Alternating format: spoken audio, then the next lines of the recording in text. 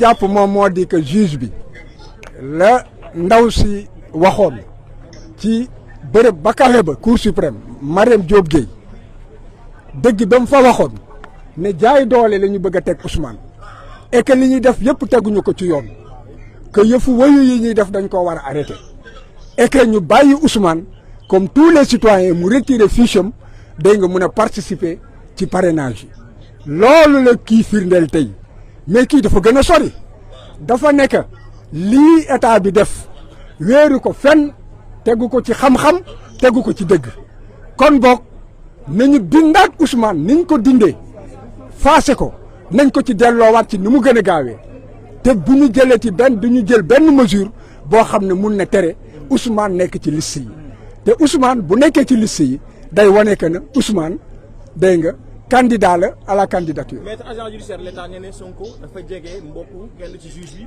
moo tax mu recusé ko. tontu naa la nee naa la ko yoon jege mooy lan waxul ne que Ousmane xam na juge bi waxul ne que Ousmane lekk naag juge bi waxul ne que aussi nan la tuddati Ousmane Sonko ak juge bi am na firnde ne que nan la tuddati jokkoo nañu comme yéeru ko fenn dañoo jafur.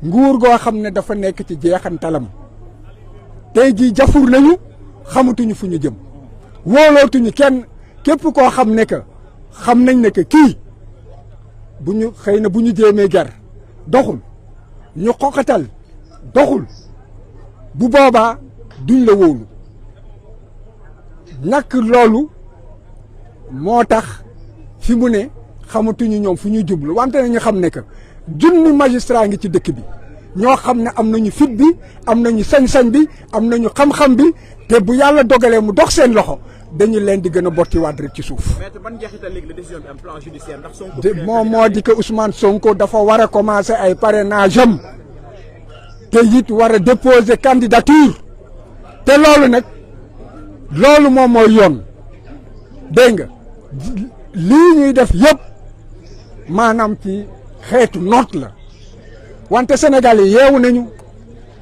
kenn du nangu ñu noot ñu te kenn it du nangu ñi nga xam ne dañoo jeexal ñu doon ay xong faaf dégg nga bëgg fee toog abada dayi man loolu day dàkk.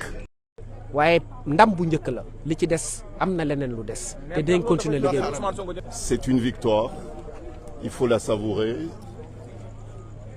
Le combat sera très long, mais nous savourons avec un immense plaisir cette première étape qui est une étape victorieuse.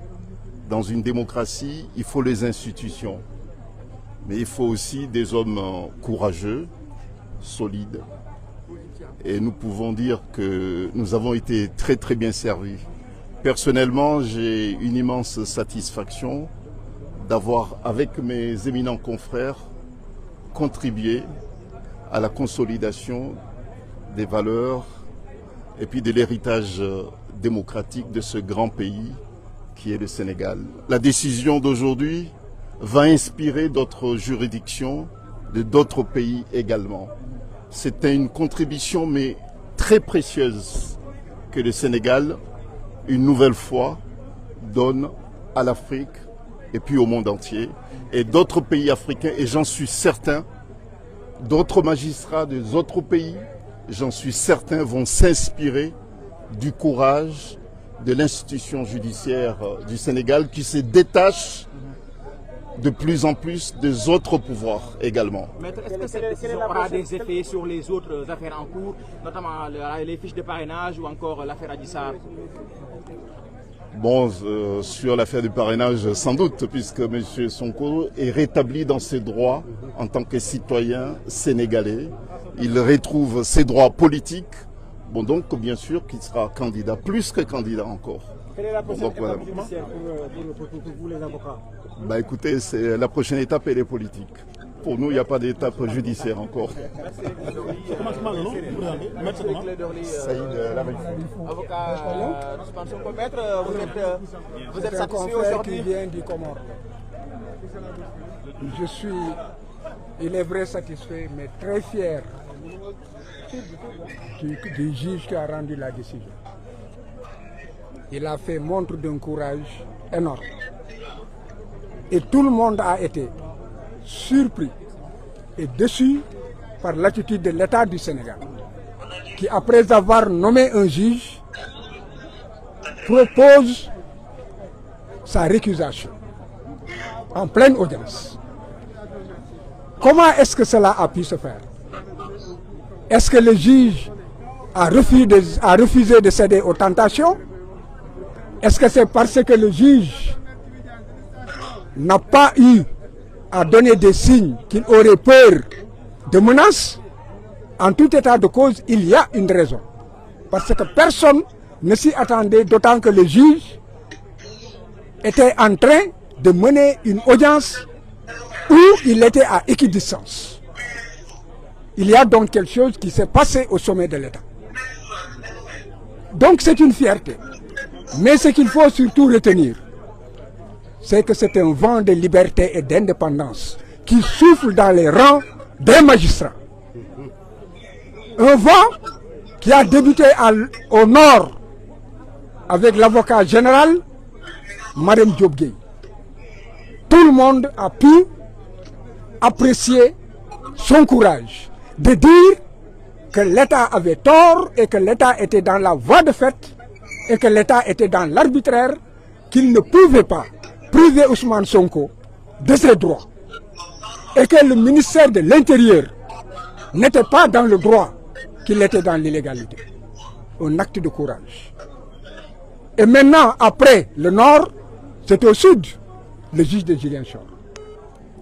Donc le juge de Ziguinchor lui donne raison, en réalité, que tout cela relève de voie de fait et d'une forme d'exercice de la violence sur non seulement le citoyen Ousmane Sonko, mais aussi sur la population. Parce que c'est la somme des citoyens qui fait un peuple. Et Ousmane Sonko, aujourd'hui, dirige des millions de Sénégalais. En les réprimant, en lui refusant ses droits, on force le jeu démocratique et déjà, les parrainages ont commencé, la rupture de l'égalité dans la compétition est déjà rompue. Donc, ce vent de liberté inspirera d'autres juges. Parce que j'ai dit qu'il existe dans ce pays des juges fiers, des juges honnêtes, des juges indépendants, des juges courageux. Il n'y a jamais 203. Attendons de voir le troisième. Maître l'agent judiciaire de l'État a, semble-t-il, évoqué des proximités entre le juge et un proche d'Ousmane Sonko. Que répondez-vous à cela? Si la proximité seulement devait jouer, d'abord c'est faux. Parce que Ousmane Sonko ne connaît pas le juge ne le connaît pas. C'est une vérité. Mais l'État dit que le juge aurait un frère qui serait un collègue de Ousmane Sonko. On n'a jamais parlé, il n'y a pas de lien de subordination. Il n'existe il n'y a pas de lien de parenté. Il n'y a pas de lien d'amitié. Et il n'est pas dit que le juge connaît Ousmane Sonko. Alors, mais c'est quoi la conséquence maintenant? Est-ce que cela veut dire qu'Ousmane Sonko va être candidat? Est-ce qu'il y aura une incidence sur les autres affaires judiciaires? La candidature d'Ousmane Sonko est une exigence sociale, c'est une exigence du peuple sénégalais. Est-ce que juridiquement c'est possible maintenant? Juridiquement, Ousmane Sonko doit être candidat.